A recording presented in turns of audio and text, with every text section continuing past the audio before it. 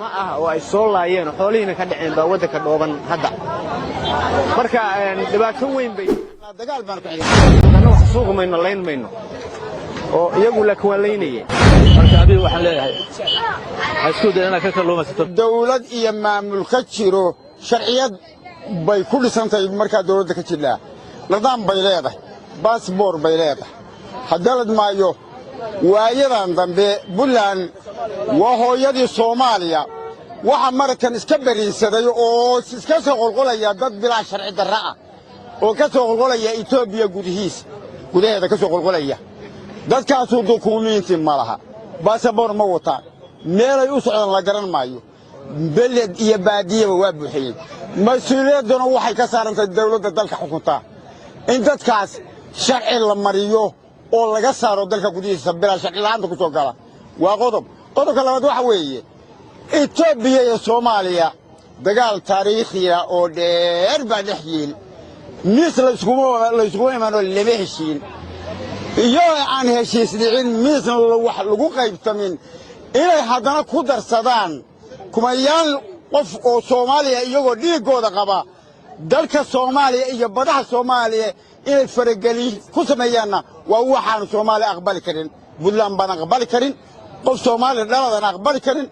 annaga saraakiishan aqbalayn taan waxaanu ka xignaa dagaal baan ka xignaa والسلام عليكم ورحمة الله وبركاته.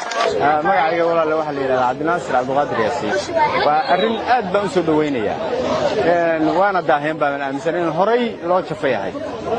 صافي تاي دلني رضا يو ودنكي شد بدن أو ودنكي واحد شري أول لوه سنورا أو ما هاي ستاء هاي شدكي لمن كلو رنشري رحموين كأما ليدا هاي دو لوه سنوراي وخدك كسارة الصومالي ذا هاي haddana biyo badan bay nagu noqdeen oo waana hafajiyeen runtiina waxaan jeclaan lahaa in la jafo nadaafad ahaan iyo waxa weeye daryeel xumo ay ku hayaan wadankii iyo dhaqan xumada wadanka ay ku hayaan in la ka jafo oo la ka saaro baan anigu jeclaan lahaa wadanku waa ilaan karaan dadku hadda Itoobiya maxay u yimaadeen ma oran karno laakiin waxay wadankana waa wada degan yihiin Soomaalina xagga waa wada degan yihiin halkaana iyaguna lama degana deegaan ahaan uma lahan laakiin waa la degana oo deegaan balanna hay Soomaali hadaan nahay meesha waa la degana haday waxa weeye ay dadaan inay soo jafaan nin walba wadankiisa uu leeyahay waxaan leenahay Soomaalidaas inaysan waxba yeeleen haddana waxaan aaminsanahay inay wax yeeleen oo ay leynayeen oo daxsuuqana wax suuq mayno leen mayno oo iyagu la kuwaleynayeen oo dad badan oo ugaadeen ah ama waxa weeye absama ah oo ay soo laayeen xoolihiina ka dhaceen baa wadanka dhooban hadda marka dhibaato weyn bay annagaba nagu hayeen oo Soomaali annaga ah haddana in dalka noogu yimaadaan xaq waxa weeye annagu raali kama nihin sidaan arkayn runtii maanta waxaan dareemayaa in la saarayo dadkii Oromada iyo xaaradaha Itoobiyaanka ah sababtuna waxay ka timi kadib markii Itoobiya hogaamiyaha Itoobiya وحن فلان هندري أما شيكتي بدأ الصومالي غير كمدا أنا حدود وراس كمبوري راس حسن يلا السيرع مركز ركن السيرع إنه قاعد واحد سوري قلي أنا لا تنسى أشرت فوق قلي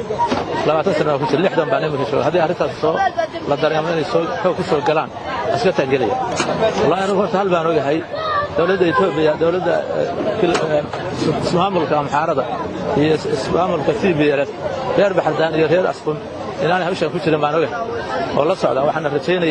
يعني أرنت حكميان وحنا إذا فكر سوني قلنا هنا مثلا أبي يا موسى وضع صعدا هاي حق السؤال أنا هرتاجن إذا كنا شركة حدا كجيتي هذيك الجلسة قبل كنا واقف هذه إن هل كان ما تدرك الجلسة على الصومال أنت بدرك في إثيوبيا ما يقلب سنة واحد سببه أبي يا موسى بيحي مركب أبي وحنا لا هيسكود أنا ككلمة تبيض وقاله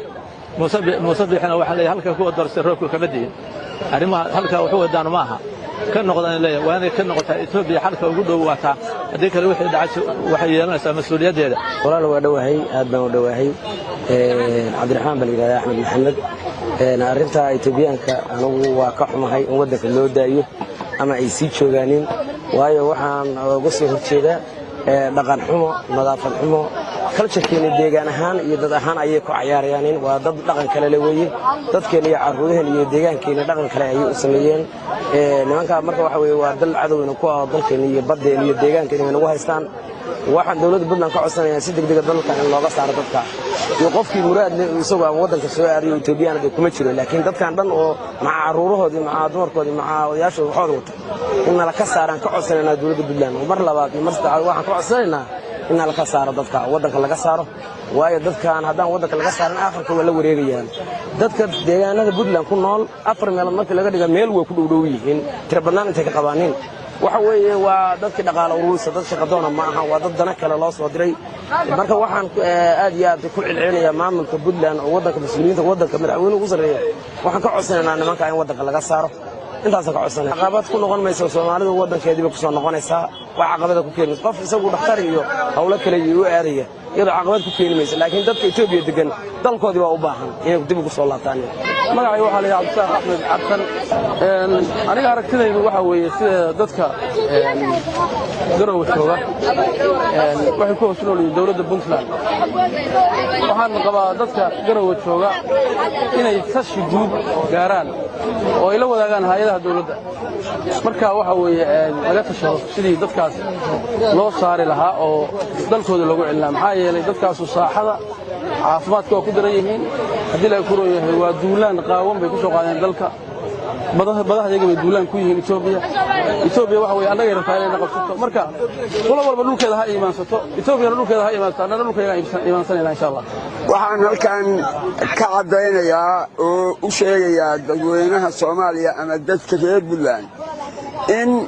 ay ku tahay saa'id oromada dadka shisheeyaha ah oo jooga wixii aan Soomaali ahayn oo jooga dalka sidaa laaligeed waxaan codsanayaa